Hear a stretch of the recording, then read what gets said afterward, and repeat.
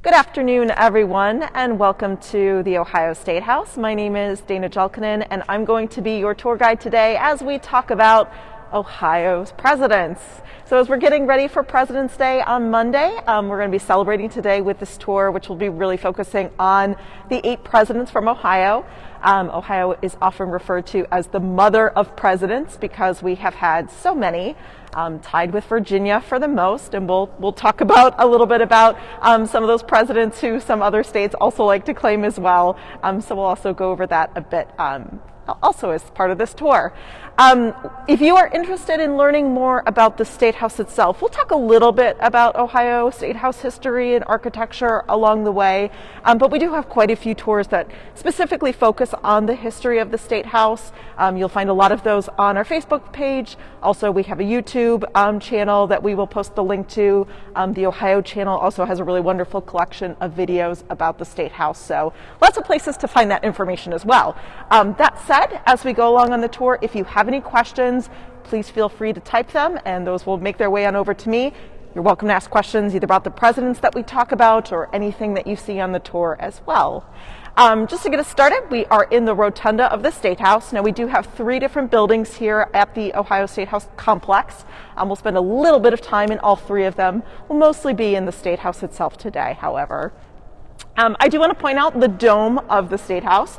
So it's about 125 feet from the floor all the way up to the top of the building. The building was completed in 1861. All the way up in the very top there, you see a version of the Great Seal of the state of Ohio. The way the seal looked in 1861 when the building was completed. It included a canal boat, and the canals are going to come up as we talk about one of our presidents here in just a little bit. But I also wanted to point out as well, kind of halfway up the rotunda, you see 8 white panels. And at one point in time before the massive restoration project that happened here between 1989 and 1996, they actually featured the 8 presidents of Ohio. Their names were written on these panels. Now, that wasn't original to the building because, of course, in 1861 there had not been 8 presidents from Ohio. And these panels were actually originally designed to potentially have relief sculptures. Ultimately, it was decided that they would just remain white in order to bounce light down into the space. So during the restoration, since the main goal was to bring the building's appearance back to the way it originally looked, they went ahead and painted those white again. But certainly there are a lot of evidence, a lot of reminders of our 8 presidents. We're going to go ahead and move on over and talk about one of those right now. So we're going to head on over toward the painting called the Treaty of Greenville. The Treaty of Greenville took place in 1795, and it was a treaty between the United States and various Native American tribes who've been living here in the Ohio region. And the Treaty of Greenville took place after the Battle of Fallen Timbers. And essentially, this treaty gave most of what is today modern Ohio over to the United States.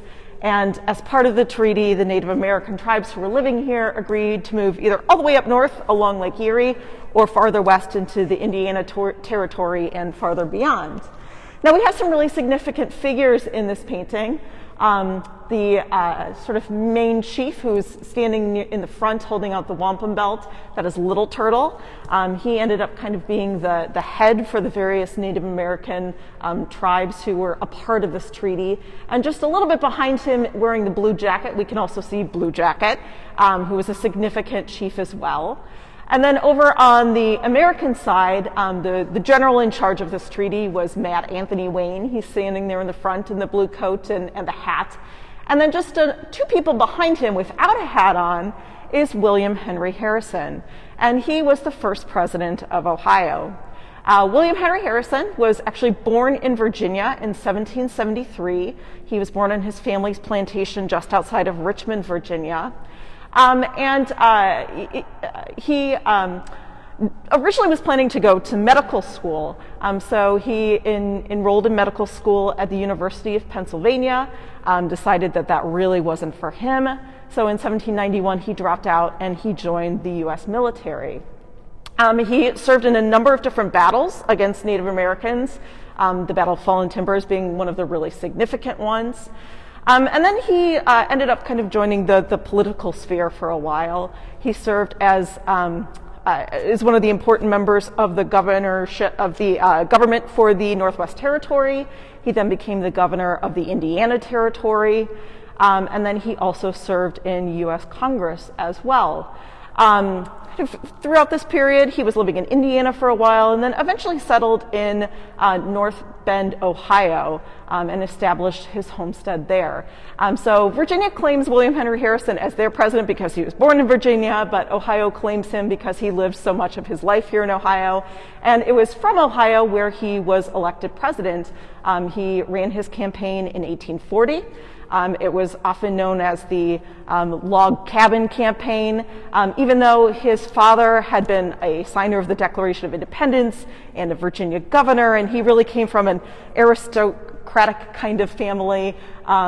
He got this reputation as being a log cabin, hard cider kind of guy because he spent so much time on the frontier here in Ohio and Indiana. Tippecanoe and Tyler 2 is his really famous campaign. You can actually find, if you're curious to hear his song, which is very catchy, They Might Be Giants actually recorded a version of it. I suggest checking it out. It'll be stuck in your head all day. He ended up being elected to President of the United States in 1840. And of course, William Henry Harrison is best known for having the shortest presidency in our history. He was president only for 31 days. One of the things that we're kind of going to cover on this tour is some myths and misconceptions about the presidents. And one of the very long-standing myths about him was that he, at his inauguration on March 4th of 1841, he stood outside, the weather was poor, he didn't wear a coat, he gave this really long speech, and he ended up catching pneumonia and then died of pneumonia. But more recently, historians and medical professionals have looked into this and have decided that that's not actually the case. The weather wasn't actually all that bad on that particular March 4th. It's true he didn't wear a coat. He was the oldest president of that time period. He actually ended up being our oldest president until Ronald Reagan was elected. He was 68 when he was elected. And then he did give a very long speech. But however, there's plenty of things in the records that show he was active for the first few weeks of his presidency. He was setting up his cabinet, he was having meetings, he was making appointments, and then after a few weeks he ended up getting sick. And modern day historians and medical professionals who have looked at the records think that actually it was poor water quality in Washington, D.C. that made him ill. And that he most likely died of typhoid fever, one of the really common illnesses of that time period. So you will still hear people say today, and still even see on a lot of websites, that he died of pneumonia. That's what his doctor had determined, because that was kind of one of those catch-all diseases that people would have said pretty commonly that people died of at that time period. But we actually think now he and many other people who lived in Washington, D.C. in the 1840s, 1850s, 1860s even, before they had a sewer system, died of typhoid fever and other waterborne illnesses. So that's our first myth that we're going to cover on this tour. So we're going to skip around in time a little bit, and we're actually going to come over here to the other side, because we're going to talk about Benjamin Harrison next, William Henry Harrison's grandson, who served as president from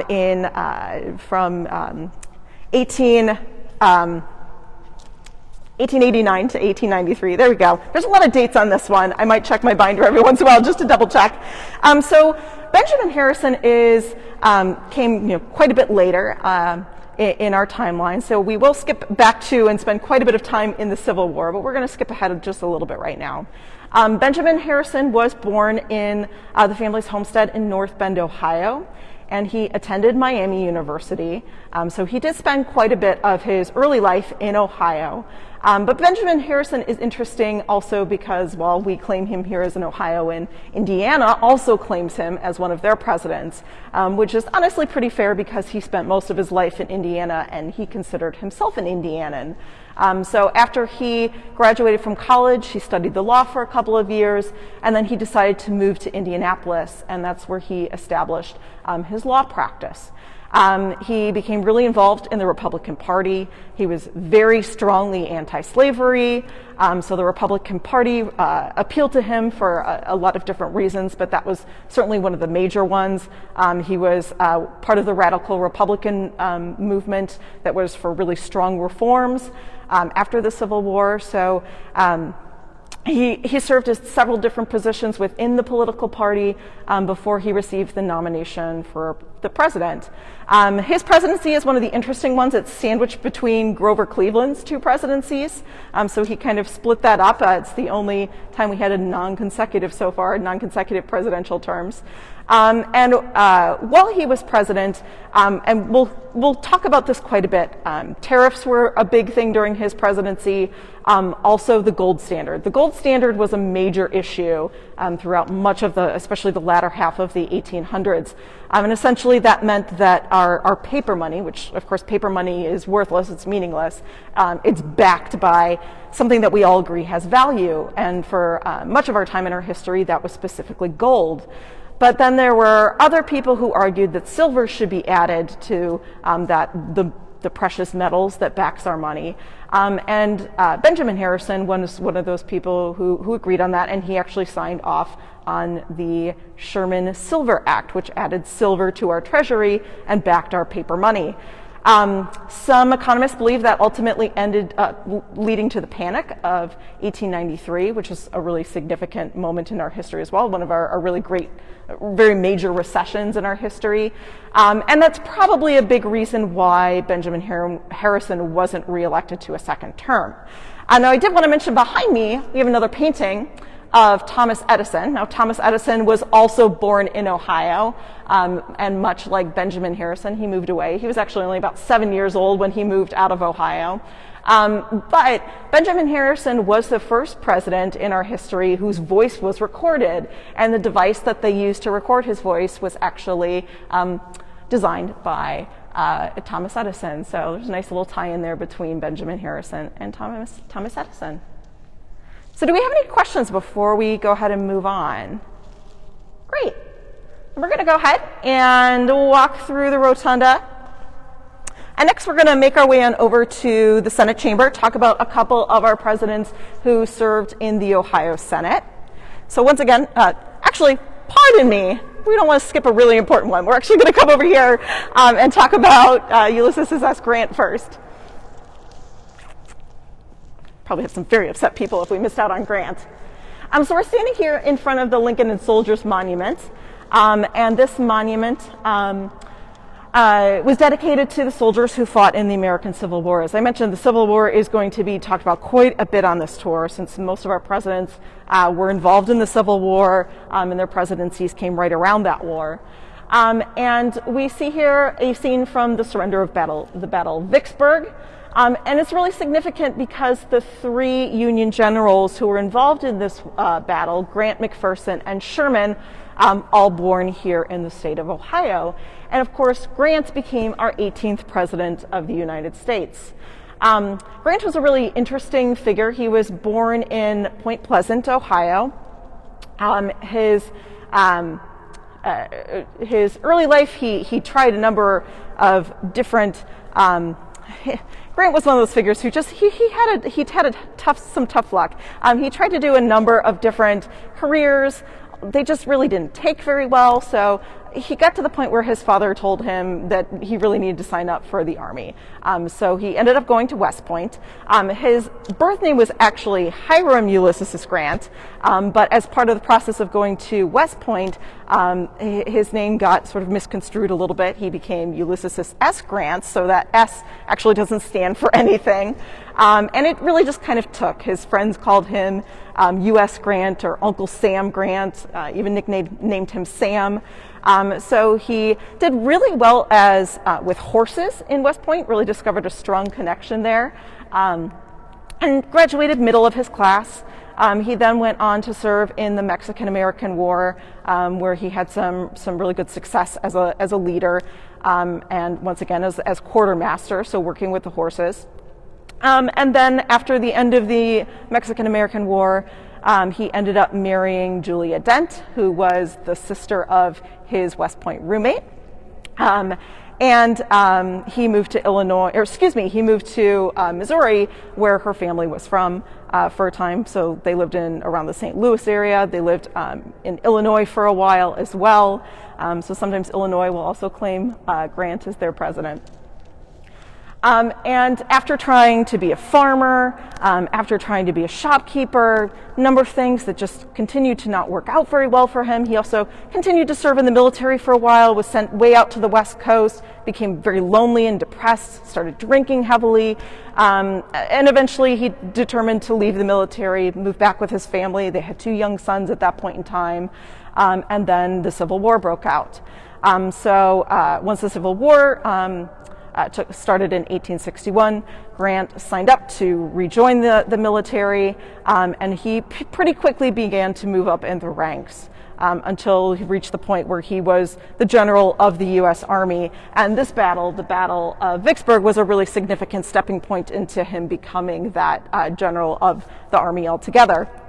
Once the Civil War ended, and largely because of Grant's work as the general, he went on and he did some touring in the South under President Johnson, and then ultimately he was selected as the Republican candidate for the presidency, which he ran and won, and then served 2 terms. He was a very popular president at the time. He stood pretty strongly for the Reconstruction policies in the South, and really was trying to find the balance between bringing the country back together. He oversaw the southern states being allowed to come back into the Union, while also trying to protect the rights of the new Black American citizens, the new freed slaves, who were also fighting for their rights as citizens as well. After Grant's administration ended, in a little bit during, it was really coming out that there were some concerns about some of his cabinet members, various accusals of corruption, and Grant himself took this very much to heart. He actually considered running for president once again to try to correct some of those mistakes that had happened. But ultimately, he ended up going back home, and he was diagnosed with throat cancer. Unfortunately, right before that diagnosis, he had lost all the money that he had in an unfortunate dealing. People tended to take advantage of Grant because he was just such an honest and such a trusting individual. So that happened to him with some of his cabinet appointments. That happened to him again with some of his business investments. So he determined to complete his memoirs to make sure that his family had enough money to live on after his death. And he put himself fully into writing these memoirs and completed them just a few days before his ultimate death from the throat cancer. And it is considered today to be one of the best autobiographies written by any U.S. president. So if you're interested in really delving into the life of Grant, particularly into his experiences during the Civil War, highly recommend checking out his memoirs. I haven't personally read them yet, but everyone speaks very highly of them. It's one of those things on my book list for sure. So sorry, Grant, didn't mean to almost skip you there. Does anybody have any questions before we go ahead and actually continue on this time? Okay, then we're going to go ahead and make our way on into the Senate chamber. So I mentioned we have a couple of U.S. presidents who served in the Ohio Senate. We'll be talking about James Garfield, who also served in the U.S. Civil War, and we'll be talking a little bit about Warren G. Harding as well. Ooh. Excuse me, got a cord situation here. Sorry, everyone. It's a long cord.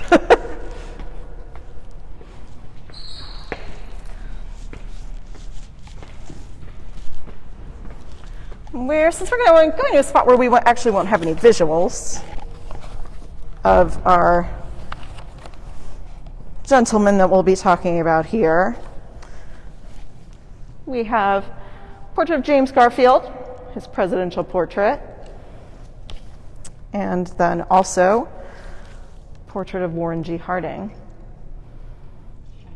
A little bit shiny. A lot of ink on those.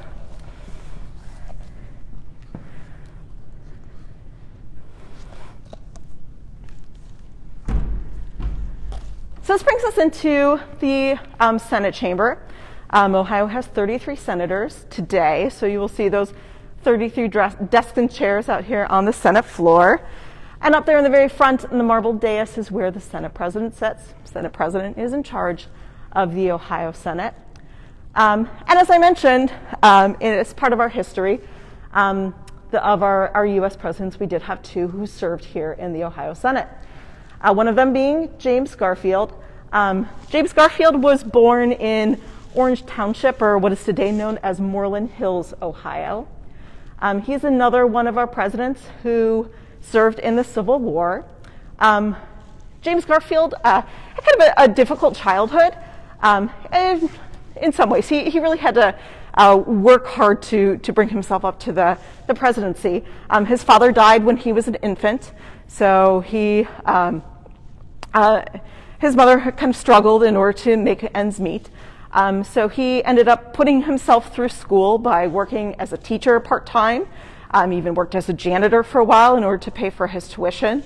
And then ultimately, he ended up serving in the military during the Civil War. He served as a general.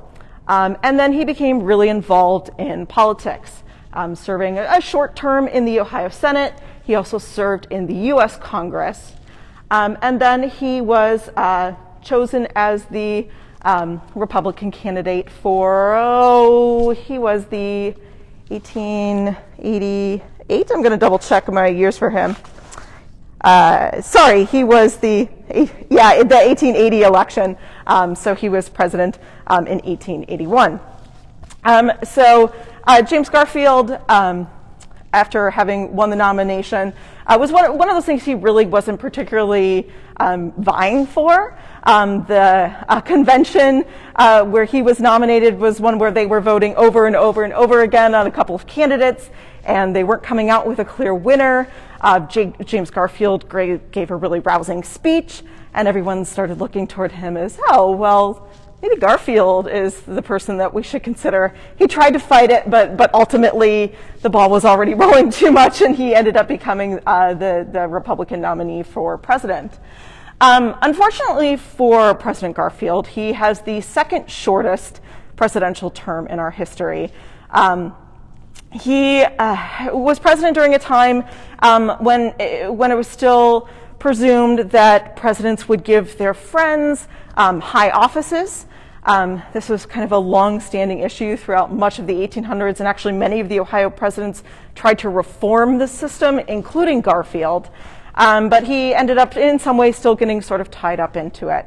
So he spent most of his presidency dealing with meetings and coming up with cabinet appointments and trying to fight the system, try to fight for reform, and put people into the cabinet positions who were really deserving of them rather than friends and people who felt were owed favors. And after several months of this, he was trying to take a vacation with his family, was at a train station in Washington, D.C., when Charles Guiteau, who felt that he was owed an office by the president, came up to him in the train station and shot him. And Garfield perhaps would have recovered from this attempt had it not been for the fact that at the time it was considered the best medical practice to try to remove a bullet.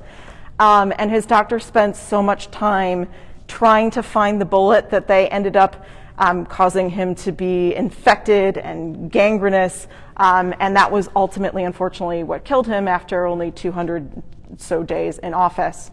President Garfield is a really interesting figure. He was part of the radical Republican movement after the Civil War, and really probably he's one of the figures that I think the country would have had a different outcome had he been able to have his 4-year term or potentially even 8-year term.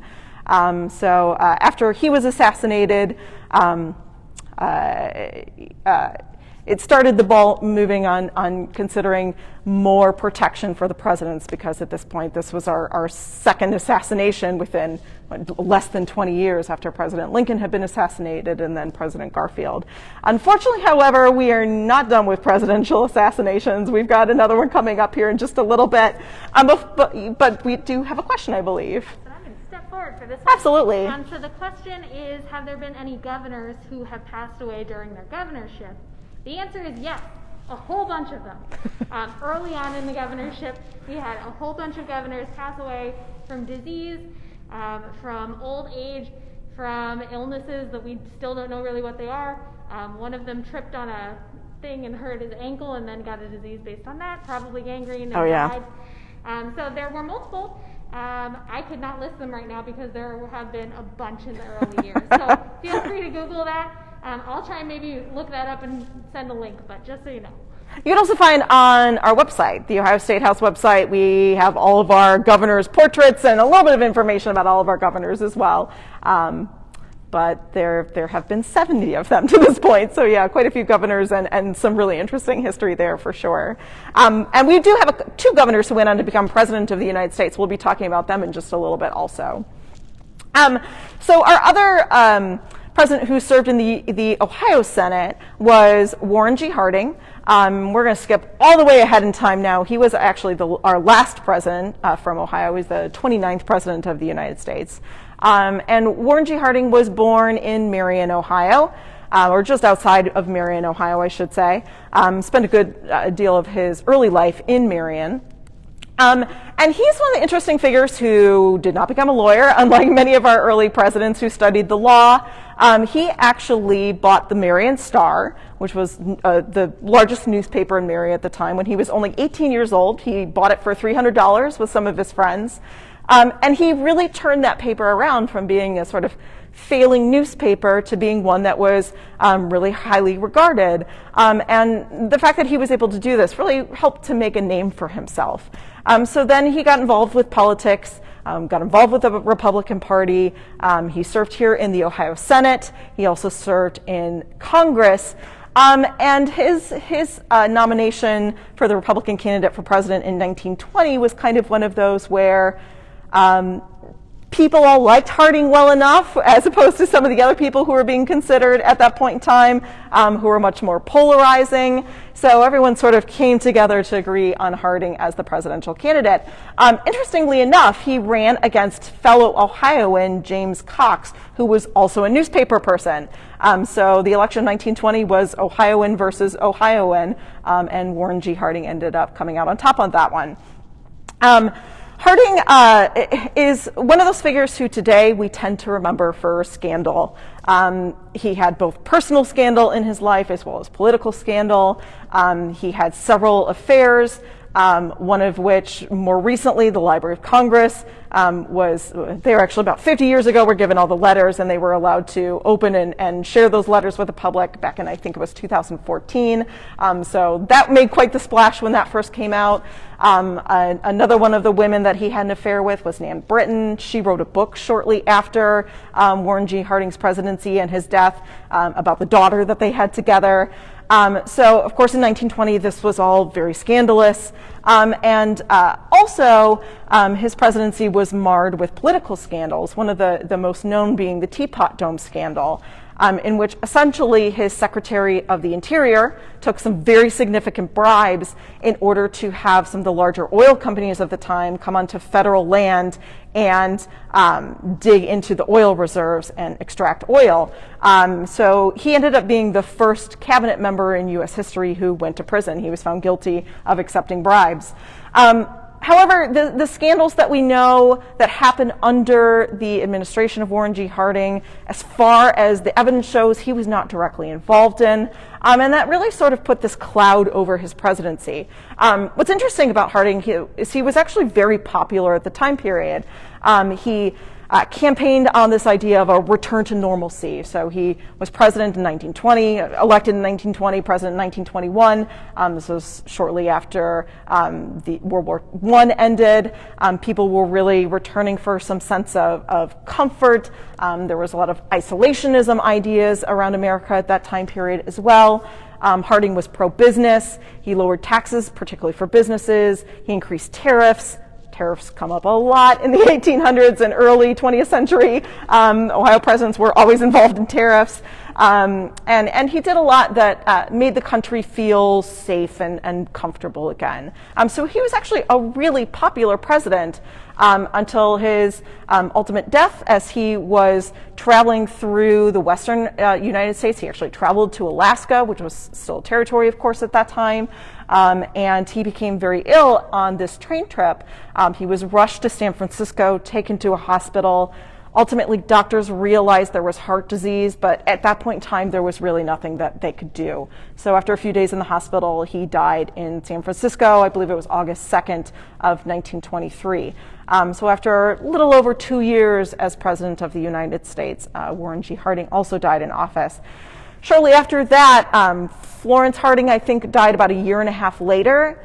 So all of these scandals came out, books came out against him, this whole idea that there was this group of Ohio men essentially running and corrupting government came out as part of Warren G. Harding administration. So for a very long time, he was looked upon as one of our worst presidents.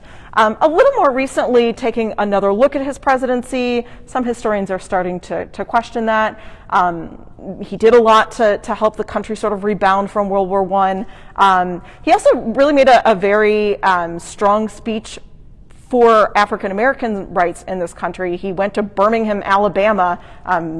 Jim Crow laws were the law of the land at that point, and really talked about how discrimination against Black Americans was wrong, that there should be more opportunities for the Black citizens of the South, and that speech really shocked people, and I think is getting a lot more attention today as far as Warren G. Harding's kind of his legacy goes.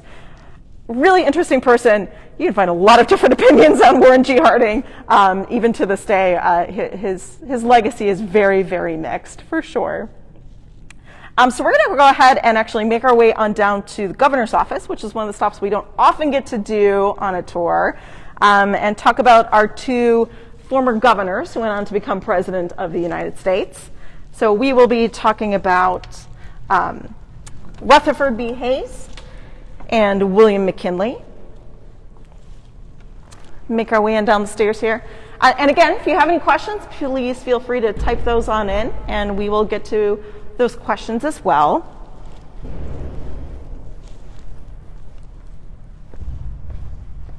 Much of the Ohio State House is made out of limestone, and these are limestone stairs that we are walking down right now.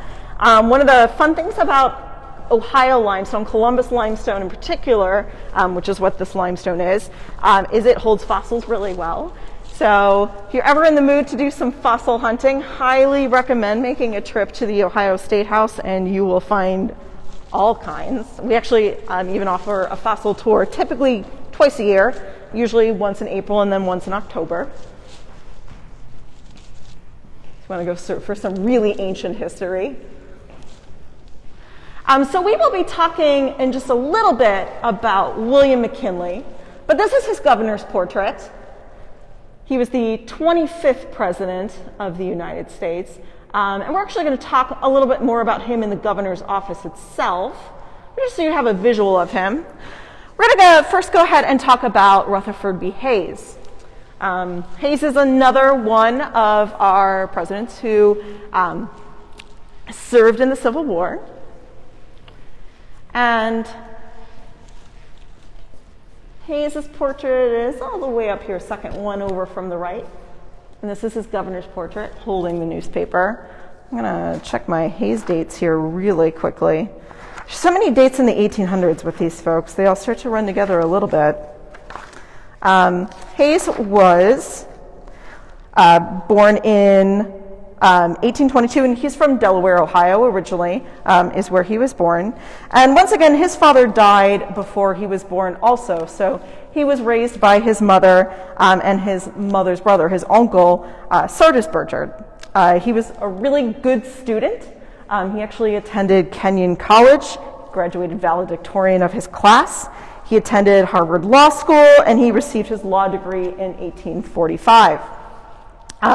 So he was really one of our very intelligent presidents. And his wife, Lucy Webb Hayes, she was the first lady to have a college degree. So they really had a wonderful relationship, close to President's Day. We're really close to Valentine's Day as well. And we've got a couple of great presidential relationships coming up here, especially after Warren G. Harding. But Hayes and Lucy really had a relationship built on mutual respect. He involved her in a lot of conversations about politics and about his policies. So she was a very important part of his life. When the Civil War broke out, Hayes signed up. He had several pretty serious injuries as he was serving in the Civil War, the most severe one being during the Battle of South Mountain. In spite of this, he remained in the Army, and even though he was selected to represent his district in Congress in 1864, he said he absolutely refused to campaign, and he was elected anyway. He refused to take the seat, has a pretty great quote about it being completely insane to leave the war in this situation and take a seat in Congress. But when it was clear that the Union was going to win the American Civil War, he did take his seat, and then he was reelected in 1866. So he served a couple of terms in Congress, then Hayes had a very interesting situation with the presidential nomination. He was also part of the Republican Party. He was strongly anti-slavery, like our other Ohio presidents, particularly those who were involved in the American Civil War. And during the presidential election of 1876, he was in probably the tightest race we've ever had in our history. He went to bed actually the night of the election believing that he had lost. He was running against Samuel Tilden, and there were still 3 states that were unclear as to what the vote count was going to be. It was Florida, South Carolina, and Louisiana. And Hayes would have had to win all 3 of those states in order to have won the presidency. And it didn't look likely, especially since at that point in time, Democrats tended to win the southern states. However, this debate continued. Both states claimed that their electoral votes belonged to either Samuel or to Hayes, and this went on for several months. Hayes ultimately stayed out of it. A lot of times there tends to be this misconception that Hayes was trying to convince people to do the Compromise of 1877, but he was not in Washington, D.C. at the time. He told his Republican friends that he trusted them to kind of deal with the situation. Garfield was actually very involved in helping with Hayes's campaign, and then he was also involved in the Compromise of 1877. What ultimately came out of it was that Hayes would become president. He would get the electoral votes that were up for debate. And that as part of this compromise, it was agreed that the last remaining troops who were still part of Reconstruction in the South would be moved out of the area. Essentially, they would lose any power to have any more say in Southern policy.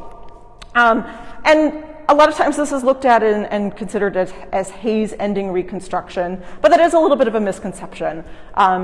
Reconstruction had been ending for quite some time. There was really this focus on unity at this point in history. There was a lot of exhaustion from the country, both in the North and the South. And even though the troops themselves were removed from the South in 1877 as part of this compromise, Hayes really fought for the rights of Black Americans. He felt that was still very important. And unfortunately, he was kind of limited in what he was able to do by Congress and by some changes at the congressional level. He had also agreed when he ran for office that he was only going to do a 4-year term. And he ended up sticking to that. So even at the end of his term, the Republican Party asked him to run again. He said no, he was going to stick with his promise. He returned to his home in Spiegel Grove, Ohio, and actually died shortly thereafter. He was about 70 years old when he passed. Hayes, again, another one of those really significant Ohio figures, fought in the Civil War, became our governor, went on to then to become president of the United States. Ohio during the Civil War, really significant state. Throughout that whole time period, we were growing very rapidly at that time. During the Civil War, a lot of generals, Lincoln's cabinet were all Ohioans. So really, it seems kind of strange or surprising, especially if you're not from Ohio, that so many Ohioans were president. But it was just such a significant and important and growing state at that time. So we're going to go ahead and head on into the governor's office. As I mentioned, not a space we often get to go to on tour. This office is one of two offices that the governor today has available to use. There's an office across the street in the Rife Center. Governor DeWine was using this office on a pretty regular basis before the COVID-19 pandemic hit. And it is a space that historically was used by the governors in this building after Governor Salmon P. Chase started serving here in 1859. So we're going to go ahead and make our way on in, see the office itself, talk a little bit about William McKinley. So we have any questions? Now's a good time as we're traveling along. We'll go ahead and we'll cut through the cabinet. Oh, all the lights are on. Thanks, Katie. Oh, it looks like we are set up for a press conference in here. As I said, we don't come in here very often, so it's been a little while. So we get some bonus technology in the governor's office today. So as I mentioned, here we are in the governor's office. The desk that you see here is one of our few original pieces of furniture to the State House. This desk was first used by Governor Salmon P. Chase, who, although he was never president, he desperately wanted to be. He's one of our significant Ohio figures as he served as the Secretary of the Treasury under Abraham Lincoln.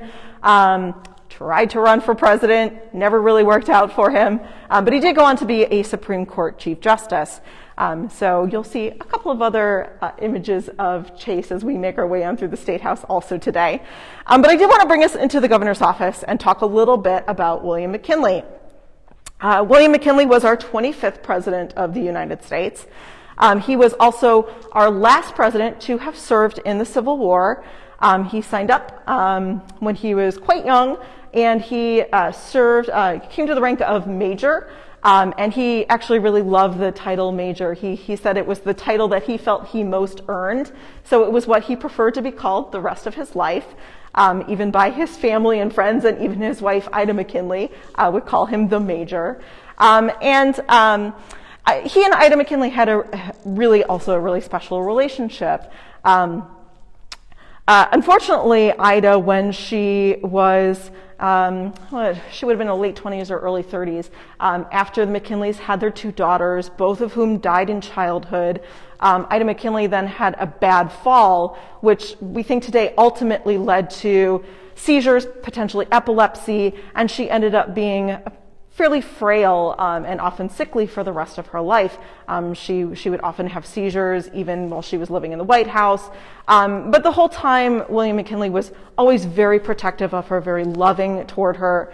Really one of the wonderful relationships in our country's history as far as the presidency goes.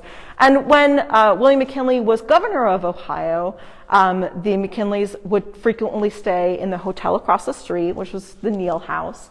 They basically had their lodging set up there. And every time McKinley would walk across the street, he would turn and he would wave to Ida, and she would wave back. And this became such a noted ritual that people would line the streets in the morning, and knowing that that Governor McKinley was going to come and wave to his wife, and he would even do this ritual when Ida wasn't there because he knew the people were looking for it and they were excited about it. We also do have a monument of President McKinley all the way out on the West Plaza, which you get to walk around downtown. It's a really beautiful monument and a great thing to check out on our grounds. Yes, I think we have a question. Yes. So the question is, did most of the Ohio presidents spend much time in the State House? Not really. So a lot of them, I think almost all of them, spent time in Congress. and spent quite a bit of time in Washington, D.C. So as we mentioned over in the Senate chamber, Harding and Garfield both served in the Ohio Senate for a little while. We had our two governors, William McKinley and Rutherford B. Hayes. And sometimes they had also served in local government as well, but quite a bit of time they served in the federal government before becoming president of the United States. For McKinley, his presidency, he was elected in 1896. His presidency was involved with the Spanish-American War, in which in Havana Harbor, the USS Maine was sunk, and at the time it was believed that was due to the Spanish, or at least some argued that it was blamed on the Spanish, and today we know that that was not the case. It was most likely some sort of accident. But at any rate, Spain was blamed. The United States had kind of been looking for an excuse to go to war with Spain, and they did so under McKinley's tenure. It was a very short-lived war. It was about 3 months. The United States won that war, and due to it, the United States then gained the territories from Spain of the Philippines, Guam, and Puerto Rico. And so that was kind of one of the major points in which the United States became almost an imperialist nation, and there were a lot of back and forth thoughts about that, but that's certainly one of the things that marked McKinley's presidency. You had some people who were really in favor of this idea of American and Western policies expanding to other parts of the world. You had other people who recognized the problems with imperialism. But at any rate, McKinley was a very popular president during his time period, got the country through this war. He instituted a lot of more sort of conservative economic measures that stabilized the country's economy. And so he was also a very popular president during his time. McKinley was so popular, in fact, he was reelected during the election of 1900, and then unfortunately was assassinated during the Pan American Expo in Buffalo, New York in 1901. He was shot by an anarchist named Kolgosh, who ultimately just wanted to cause chaos where he was able to do so, President McKinley passed away just over a week after he was shot. Theodore Roosevelt was his vice president, so at that point, Theodore Roosevelt became president of the United States. And there's definitely a lot of really interesting ties between President Roosevelt and the Ohio presidents, particularly President Taft, who we're going to go ahead and make our way on and talk about our very final U.S. president from Ohio. So we've got a little bit of walking to do. Anybody has any questions? Now's a great time. Oh, we should mention, this is Harding addressing Congress. So we did talk about President Harding for a little bit here. So talk about him serving in the Ohio Senate, also served in the U.S. Congress, as many of the Ohio presidents did.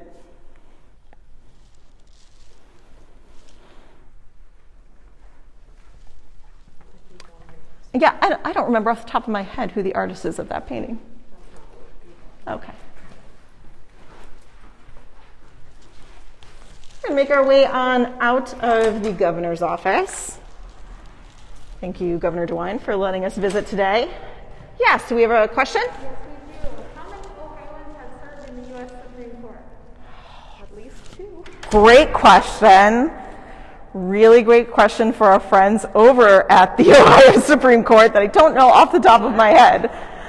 At the U.S. Supreme Court. So, who's the other one? Well, we're going to go talk about Taft. Oh, Ohioans, not Ohio presidents. Oh, okay. I was thinking Ohio presidents. Ohioans, I really don't know. That's a great question. We definitely have to look that one up. Sure. Great question. How long did it take to build the Capitol? When was it built? It actually took 22 years to build the Ohio State House. Construction was started in 1839. It was stopped throughout much of the 1840s due to financial reasons, due to a major cholera outbreak. And then it was restarted again in 1849 and went on through the 1850s and was completed in 1861. So it was a long building project, but some people would argue it was finished in 1860. We tend to say it was 100% completed in 1861. It is one of the oldest state capitals in the country that still is a functioning government building. So we're actually making our way on now, however, to the newer buildings here at the Capitol. We're going to be walking through the atrium, which is the connector space that was built in 1993 to connect the State House and the Senate building. And we're actually heading on over to the Senate building, which was completed in 1901. Speaking of the Supreme Court, because this building here in front of me was originally built for the Ohio Supreme Court. When the State House opened in 1861, it housed all three branches of government, but as state government grew, it was determined that needed to expand some space a little bit, so this building was built specifically for the Supreme Court. Really beautiful space, as you can see as we're entering in. This is all white Italian marble that we're surrounded by. There's gold leaf, there's murals on the ceiling. And ultimately, we wanted to come to this space to talk about William Howard Taft. So he's the final president that we're going to be talking about today. I'll bring out his picture here. So here we have Mr. Taft. And William Howard Taft was the 27th president of the United States. He was elected to the presidency. He was kind of the hand-picked follower to Teddy Roosevelt. Teddy Roosevelt and Taft were good friends. Taft was really interested in the law. He actually went to Yale and then attended law school, Cincinnati University of Law. And his first love was truly the law. He really loved the idea of serving on the Supreme Court. However, his wife, Nettie Taft, some of his other family members really felt that the presidency was right for him. So he got sort of pushed on into that role. So he was elected to the presidency during the election of 1908 after Teddy Roosevelt had served his 2 terms. And Teddy Roosevelt really helped to push also Taft to be the nominee for the Republican Party. However, unlike Roosevelt, who really pushed to move the presidency, to give the presidency more power, Teddy Roosevelt's typically considered probably one of the most known progressives in United States history as far as the presidency goes, really instituted a lot of progressive policies such as trust busting. And Taft, while he did agree with a lot of those policies and was like-minded with Roosevelt in a lot of ways, he also felt so strongly about the Constitution that he was not willing to kind of continue on with that idea of pushing the presidency and growing the presidency. He kind of was much more reserved that way. So a lot of his policies were just a lot toned down from where Roosevelt was. And ultimately, Roosevelt was really disappointed by the fact that Taft didn't continue on the same path that he thought he would do so. So Taft did not enjoy being the president of the United States. He didn't love being in the limelight as much as he was. To go back a little bit in his earlier history, however, he had been in politics for quite some time. He served as the governor of the Philippines after the Philippines had been acquired under the under the McKinley administration. He was considered very humanitarian in that role, and actually twice seats opened up in the Supreme Court. They were offered to Taft. Both times he turned them down because he felt he really needed to finish the work he was doing in the Philippines. So he was a person of very sort of strong moral understanding, really strong beliefs in what was right and finishing the job that you had taken on. So even though he didn't necessarily love being the president, it was certainly a job he took very seriously and that he worked very hard at. Then after his 4-year term, Teddy Roosevelt, being disappointed in the way that Taft had been running things as president, decided to run again. He tried to get the nomination for the Republican Party, but the Republican Party stuck with Taft. So Roosevelt said, fine, I'm going to create my own party, the Progressive Party. He often called it the Bull Moose Party. So he ran along with Taft, and they essentially split the vote, and Woodrow Wilson won the election by quite a significant margin. So that was the first time in quite some time that you kind of saw that party split, and then Woodrow Wilson took over as president of the United States. Taft was perfectly content to leave this position from the writings that we have of his, and then ultimately Warren Harding was able to offer him a seat on the Supreme Court, and he did become the Supreme Court Chief Justice. He served in that role for about 9 years, a role he was clearly very comfortable with, really enjoyed, and really did a strong job with. The myth that I want to go ahead and talk about with Taft was that he got stuck in a bathtub in the White House, and that is not true. So that's not one of those trivia questions that we should be sticking with. He was a larger man, but he actually went on a very strict diet that we would look at today as basically being a keto diet before the presidency, and he lost a significant amount of weight. I think they did install a larger bathtub in one of the bathrooms of the White House that may or may not have even been connected to Taft, but he was never actually physically stuck in a bathtub. He did become so depressed during his presidency that he went off of his diet, and his weight fluctuated quite a bit, but ultimately that whole myth is not true, so we want to make sure that we take down that one. So that wraps up our tour of Ohio's presidents, our 8 presidents of Ohio, some of which we get to claim exclusively, some of which other states are going to argue about, and that's okay, we can share them. So if anyone has any questions, feel free to put them in the comments. If we don't get to them right now, we can certainly come back and answer those for you. Thank you so much for joining our tour today. Happy President's Day, happy Valentine's Day for those of you celebrating, happy Lunar New Year for those of you who are celebrating. Lots of things to celebrate right now as far as the holidays go. So have a great weekend, everyone, and thank you so much for joining our tour today.